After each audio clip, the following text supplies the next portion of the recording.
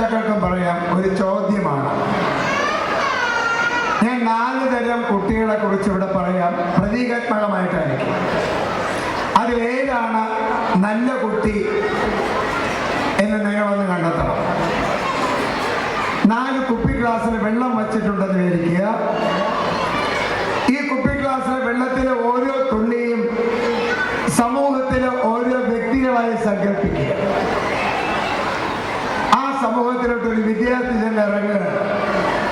ഒന്നാമത്തെ ഗ്ലാസ്സിലെ വെള്ളത്തിൽ വിദ്യാർത്ഥിയായിട്ട് ഇറങ്ങുന്നത് സ്പോഞ്ച് കൊണ്ടുള്ള ഒരു ബൊമ്മയാണ്. രണ്ടാമത്തേതിൽ സ്വർണം കൊണ്ടുള്ള ഒരു ബൊമ്മയാണ്. മൂന്നാമത്തേതിൽ ഇരുമ്പ് കൊണ്ടുള്ള ഒരു ബൊമ്മയാണ്. നാലാമത്തേത് ചന്ദനത്തടി കൊണ്ടുള്ള ഒരു ബൊമ്മയാണ്. അപ്പൊ 4 ബൊമ്മകളാണ് 4 വിദ്യാർത്ഥികൾ. ഒന്നാമത്തേത് സ്പോഞ്ച്, 2 സ്വർണം, 3 ഇരുമ്പ്, 4 ചന്ദനത്തടി. പറയൂ പ്രിയപ്പെട്ടവരെ, ഇതിലേതാണ് നല്ല വിദ്യാർത്ഥി? ഏറ്റവും കൂടുതൽ ഏതാണ്? പറയൂ. സ്പോഞ്ച്. എത്ര പേര് സ്പോഞ്ച് നോട്ട് ചെയ്യുന്നു? ഒന്ന് കൈവെക്കൂ. നിങ്ങളുടെ കൈവെക്കോളൂ. കുറെ പേരുണ്ട് സ്പോഞ്ചിന്റെ കൂടെ. സ്വർണത്തിന്റെ കൂടെ എത്ര പേരുണ്ട്? 3-4 പേരുണ്ട്. ഇരുമ്പിന്റെ കൂടെ എത്ര പേരുണ്ട്? അതാ 2 പേരുണ്ട്. ചന്ദനത്തടിയുടെ കൂടെ എത്ര പേരുണ്ട്? അതിന്റെ കൂടെ ഉണ്ട്. ഇപ്പൊ നിങ്ങൾ കൈവയ്ക്കുക അനുസരിച്ച് 1-ാം സ്ഥാനം സ്പോഞ്ചിനാണ്, 2-ാം സ്ഥാനം ചന്ദനത്തടിക്കാണ്, 3-ാം സ്ഥാനം സ്വർണത്തിനും, 4-ാം സ്ഥാനം ഇരുമ്പിനുമാണ്. നമുക്കിനി ഇതൊന്ന് വിശകലനം ചെയ്ത് നോക്കാം. വെള്ളത്തിലോട്ട് സ്പോഞ്ച് എടുത്തിട്ടപ്പോൾ സ്പോഞ്ച് വെള്ളത്തിലേക്ക് അകത്തോട്ട് വലിച്ച് ആഗിരണം ചെയ്ത് തടിച്ചു കൊഴുത്തൊരു വലിയ ബൊമ്മയായിട്ട് മാറി. പക്ഷെ ഗ്ലാസ്സിലെ വെള്ളത്തിന്റെ അളവിൽ എന്ത് സംഭവിച്ചു? മുകളിലോട്ട് പോയോ താഴോട്ട് പോയോ? അങ്ങനെ നിന്നോ? താഴോട്ട് പോയി. അപ്പൊ സമൂഹം താഴോട്ട് പോയി. സമൂഹത്തെ താഴോട്ട് തള്ളി വിട്ടുകൊണ്ട് ആ വിദ്യാർത്ഥി വളർന്നൊരു വലിയ ആളായി. നല്ല കുട്ടിയാണോ അത്? ആണോ? നമുക്ക് സമൂഹത്തെ താഴോട്ട് തള്ളിവിടാൻ പാടുണ്ടോ? അപ്പൊ അതൊരു നല്ല വിദ്യാർത്ഥിയല്ല. ഇനി രണ്ടാമത് പറഞ്ഞ സ്വർണം. വെള്ളത്തിൽ കിടന്നാൽ വെട്ടിത്തിളങ്ങുന്ന ആ സ്വർണം അതുവഴി പോകുന്ന ആരുടെയും ശ്രദ്ധ ആകർഷിക്കും. ആ സ്വർണം ഒരാളും അതിനെ നോക്കാതെ പോവില്ല. പക്ഷേ ആ സ്വർണ്ണ ബൊമ്മ എടുത്ത് വെള്ളത്തിൽ നിന്ന് മാറ്റിക്കഴിഞ്ഞാൽ സ്വർണത്തിന്റെ എന്തെങ്കിലും ഗുണം വെള്ളത്തിന്റെ ഒരു തുള്ളിയിലെങ്കിലും കിട്ടിയിട്ടുണ്ടോ? അപ്പൊ സ്വന്തം ഗുണങ്ങളിൽ ഒന്ന് പോലും മറ്റുള്ള ഒരു വ്യക്തിയിലും പോലും എത്തിക്കാത്ത ഒരു ഇൻട്രോവേർട്ടായ, സ്വന്തം കഴിവുകൾ സ്വന്തമായി മാത്രം മുറുക്കെ പിടിക്കുന്ന സ്വാർത്ഥനായ ഒരു വിദ്യാർത്ഥിയാണ് സ്വർണം. സമൂഹത്തിന് ചേർന്നതല്ല. ഇനി ഇരുമ്പ്. വെറുതെ വെച്ചിരുന്നാൽ തന്നെ തുരുമ്പിക്കും. വെള്ളത്തിലിട്ടാൽ അതിവേഗം തുരുമ്പിക്കും. തുരുമ്പ് വെള്ളം ഒഴുക്കെ കലരും. സ്വയം നശിച്ച് മറ്റുള്ളവരെയും നശിപ്പിച്ചു. ഈ പറഞ്ഞതിൽ ഏറ്റവും മോശം വിദ്യാർത്ഥി ഇരുമ്പാണ്. ഇനി ചന്ദനത്തടി കഷ്ണം ഒരു 5 മിനിറ്റ് വെള്ളത്തിലിട്ടിട്ട് ആ ചന്ദനത്തടി കഷ്ണം മാറിയിട്ട് ആ ഗ്ലാസ്സിലെ ഏതെങ്കിലും ഒരു തുള്ളി വെള്ളം എടുത്തൊന്ന് മണപ്പിച്ചു നോക്കൂ. വെള്ളത്തിലെ ഓരോ തുള്ളിയിലും ഉണ്ടാവും ആ ചന്ദനത്തിന്റെ സുഗന്ധം. ആ ചന്ദനവും മണപ്പിച്ചു നോക്കൂ. അതിന്റെ മണവും പോയിട്ടില്ല. സ്വന്തം ക്വാളിറ്റികൾ നിലനിർത്തിക്കൊണ്ട് സമൂഹത്തിലെ മറ്റോരോരുത്തരിലും സ്വന്തം ഗുണങ്ങൾ ഒരു മടിയും കൂടാതെ പകർന്നു നൽകി മറ്റുള്ളവരെ ഉയർത്തിയെടുത്ത ഒരു മകൻ വിദ്യാർത്ഥിയാണ് ചന്ദനത്തടി കഷ്ണം. അപ്പൊ ഇനി പറയൂ, ആരാ നല്ല വിദ്യാർത്ഥി? ആരാണ്? കുറച്ച് പറയൂ. കുറച്ച് കേൾക്കണം. ചന്ദനം. അപ്പൊ ഭാവിയിൽ നിങ്ങളെല്ലാം അറിയപ്പെടുന്ന ഒരു ചന്ദനത്തടി കഷ്ണമായി മാറട്ടെ എന്ന് ആശംസിക്കുന്നു. ഇനി അടുത്തത് മറ്റൊരു കാര്യമാണ്. ഞാൻ ഒരു വാക്ക് പറയും, 1-2 വാക്ക് പറയും. സമയമെടുക്കാതെ വളരെ വേഗം അതിന്റെ ബാക്കി ഞങ്ങൾ പറയണം. സമയമെടുക്കരുത്, വളരെ പെട്ടെന്ന് പറയണം. റെഡിയാണോ? റെഡിയാണോ? ഞാൻ 2 വാക്ക് പറയാം. വളരെ വേഗം ബാക്കി പറയണം. നീ ഒരു കാലത്തും നന്നാവില്ല. നമ്മളിങ്ങനെ ശീലിച്ചു പോയി. എന്ത് പറഞ്ഞാലും പെട്ടെന്ന് നമ്മുടെ ചിന്ത നെഗറ്റീവാണ്. നീ ഒരു കാലത്ത് എന്ന് പറഞ്ഞപ്പോൾ ഇവിടെ ഏറ്റവും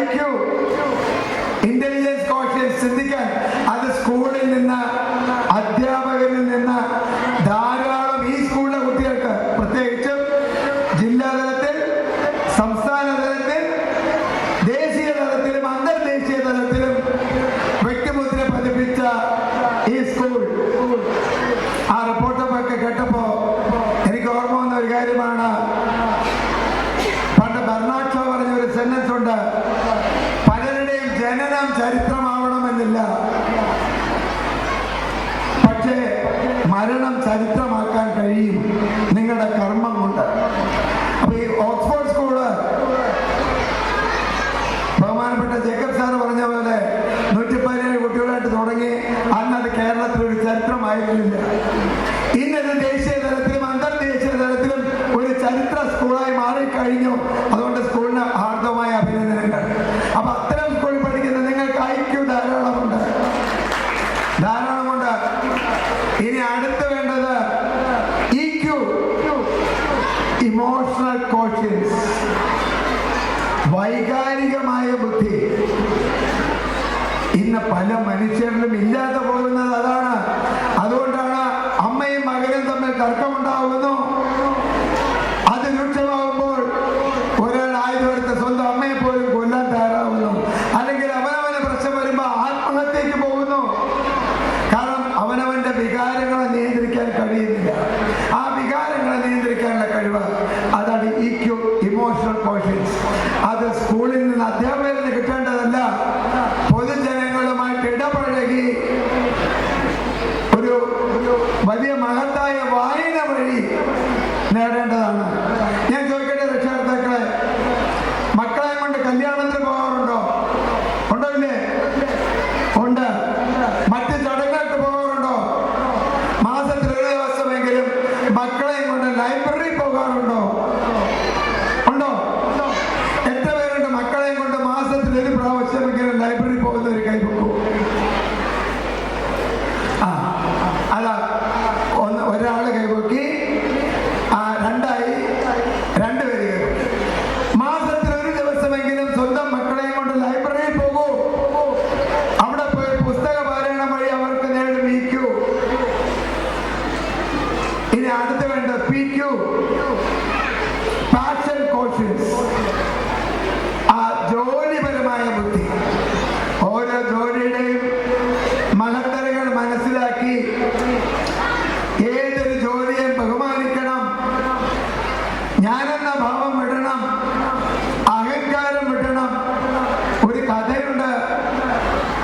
ഒരിക്കൽ ഒരു പുഴയിലെ തോണിയും തർക്കമുണ്ടായി, ആരാണ് വലുതെന്ന്. പുഴ പറഞ്ഞു, ഞാനാണ് വലുത്, ഞാനാണ് നിന്നെ വഹിച്ചുകൊണ്ട് മുന്നോട്ട് പോകുന്നത്.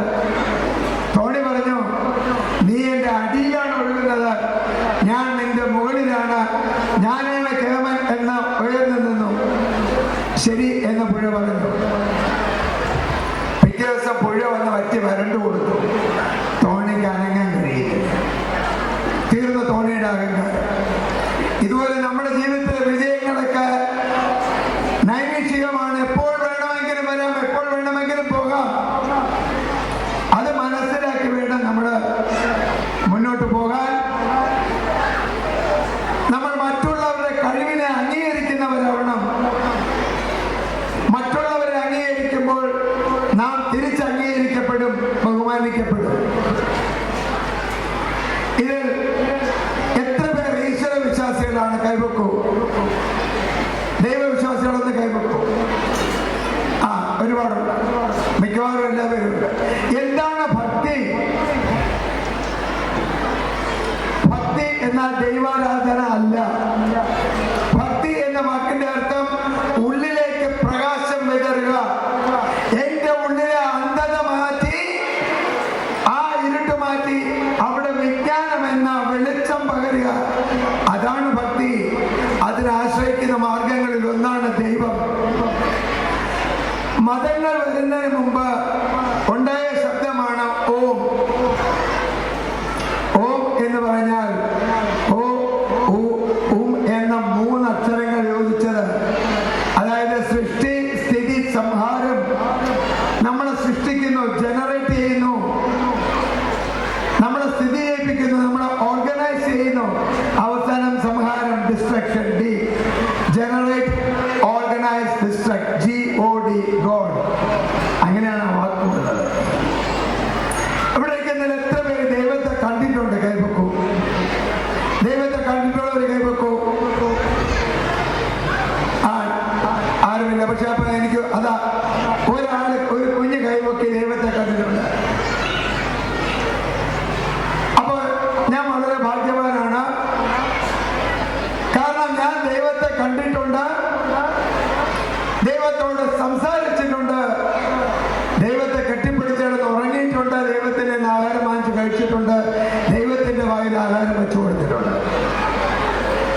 കാരണം എന്തെന്നറിയോ? ദൈവത്തിന് ഒന്നാം സ്ഥാനം നമ്മുടെ അമ്മയ്ക്കാണ്. പ്രപഞ്ചത്തിലെ ഏറ്റവും ഉഗ്രസ്വരൂപിണിയായ ശക്തി സ്വരൂപിണിയായ ദൈവത അത് നിങ്ങളുടെ അമ്മയാണെന്ന് ആദ്യം തിരിച്ചറിയുക. അതിനേക്കാൾ ശക്തിയേറിയ ദൈവമല്ല കൃഷ്ണനും ക്രിസ്തുവും അള്ളയും ഒന്നും. ഒന്നാം സ്ഥാനം നിങ്ങളുടെ അമ്മയാണ്. രണ്ടാം സ്ഥാനത്തുള്ള ദൈവം നിങ്ങളുടെ അച്ഛനാണ്. മൂന്നാം സ്ഥാനം നിങ്ങളുടെ ഗുരുക്കന്മാരാണ്. ഗുരു എന്ന് പറയുമ്പോൾ നിങ്ങൾ ഒരക്ഷരമെങ്കിലും പഠിപ്പിച്ചവരെല്ലാം നിങ്ങളുടെ ഗുരുക്കളാണ്. മാത്രമല്ല പ്രകൃതിയും നമ്മളെ പലതും പഠിപ്പിക്കുന്നു. ഒരു മാവിന്റെ കൊമ്പിൽ ഒരു മാങ്ങ നിന്നാൽ അത് ഉയർന്നു നിൽക്കുമ്പോൾ 100 മാങ്ങയുള്ള കൊമ്പ് കുനിയെ താഴുമ്പോൾ വിജ്ഞാനം കൂടുമ്പോൾ വിനയം കൂടണമെന്ന് നമ്മളെ പഠിപ്പിക്കുന്ന ആ മാവിന്റെ കൊമ്പ് പോലും നമ്മുടെ ഗുരുവാണ്. ചിലത് വല കെട്ടുമ്പോൾ പൊട്ടിപ്പോയാൽ ശരിയാവുന്നവരെ വീണ്ടും വീണ്ടും കെട്ടി നമ്മൾ വിജയിക്കുന്നവരെ അധ്വാനിക്കണമെന്ന് പഠിപ്പിക്കുന്ന ചിലന്തി പോലും നമ്മുടെ ഗുരുവാണ്. ഇവരെയൊക്കെ ബഹുമാനിക്കണം.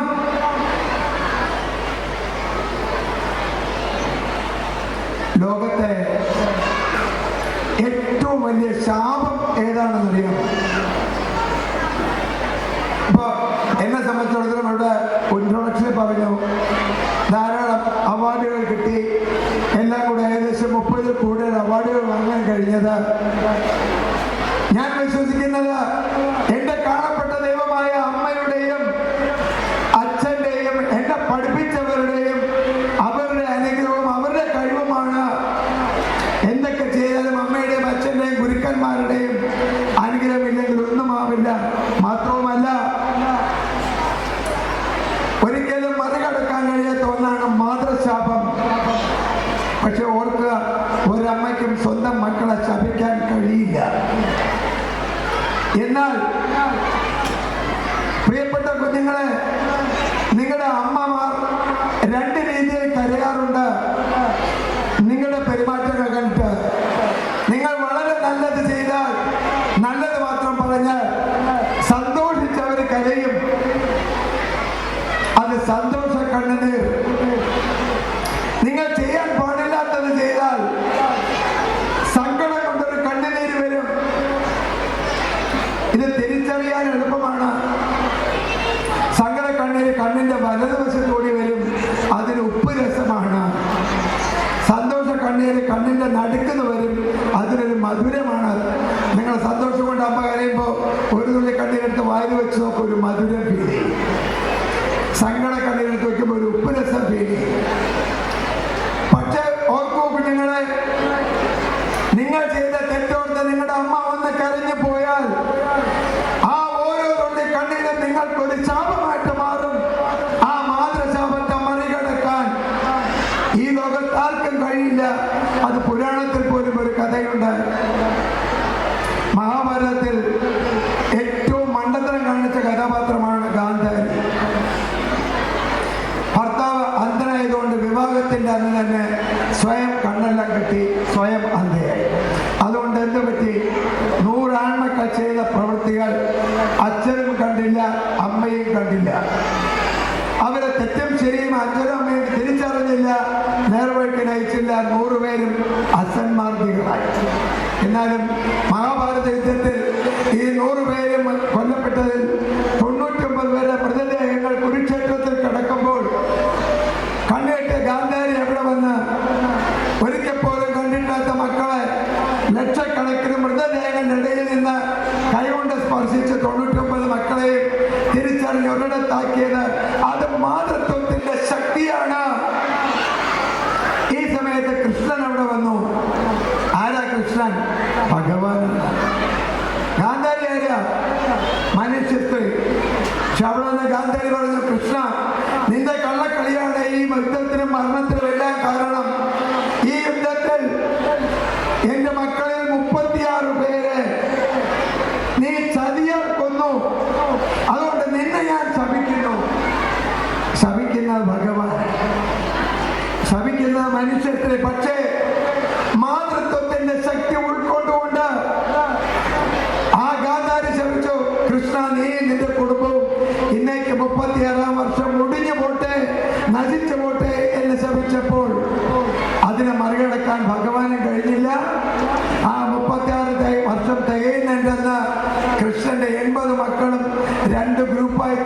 പരസ്പരം പോരാടി മരിക്കുന്നു.